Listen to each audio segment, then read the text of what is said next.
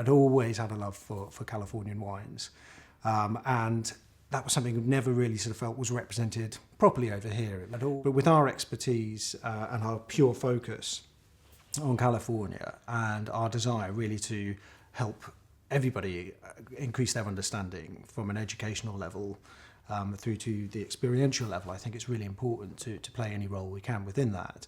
And obviously that's a big part of that is involved in placing the wines with the right people, but it's also being there as a resource to answer that, whether it's a friend or peer of ours within the trade, or sommeliers, or just clients who want to come to us with, to find out more information. It's important to have that role. And as we're talking about something so specific, people will come to us.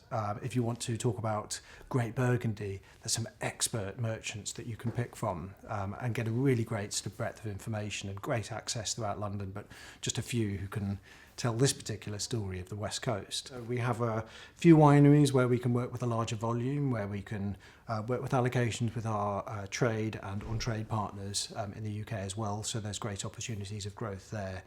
But a lot of these, where we're looking at much sort of smaller producers, are offering very specific, unique approaches to regions or sub-regions. You end up being able to produce a fantastically diverse picture of one region with a very carefully selected group of wineries, and within each of those work on the portfolio from the single vineyard wines of the smaller productions to their entry-level AVA wines or village wines, if you like.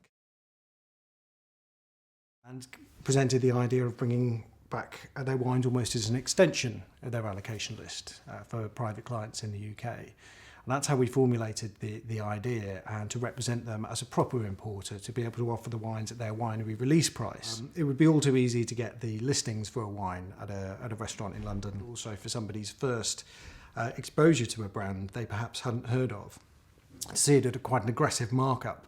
£1,000 where it should be 200 for their first, that reinforces a lot of the negative, very sort of incorrect old stereotypes that people have of California, too expensive and all these sorts of things.